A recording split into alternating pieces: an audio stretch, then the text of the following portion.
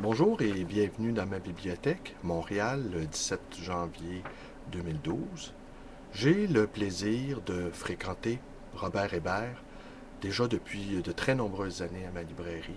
C'est un homme que j'estime beaucoup et c'est aussi un philosophe que j'estime beaucoup.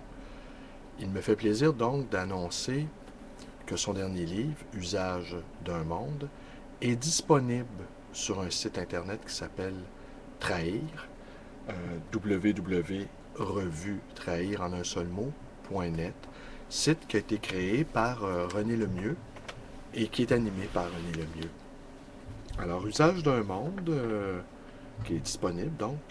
Avec cet ouvrage, Robert Hébert poursuit, radicalise et termine à la fois l'exploration sur le terrain de ce qu'il appelait, dans les dernières pages de Mobile du discours philosophique, paru chez Urtubise HMH en 1978, le voyage sémantique et une vision artisanale du travail de la pensée.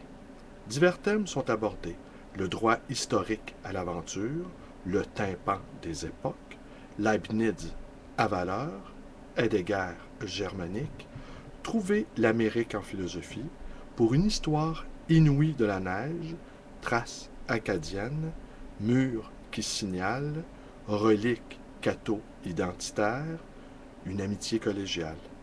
Ces thèmes s'ajoutent à une vingtaine d'autres déjà exposés dans L'homme habite aussi les franges, Libère 2003, et Novation.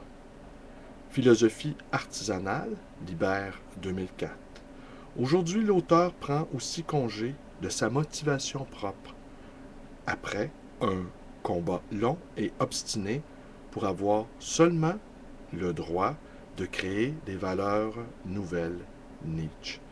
Il aura donc tenté d'introduire l'éducation collégiale, la géographie et l'histoire atlantique, l'expérience même de l'écriture dans les champs clôturés de l'hypergrégarisme académique. On soit qui rien n'y pense. Je vous invite donc à aller télécharger cette lecture-là de Usage d'un monde de Robert Hébert sur le site de la revue Trahir, www.trahir.net. Merci.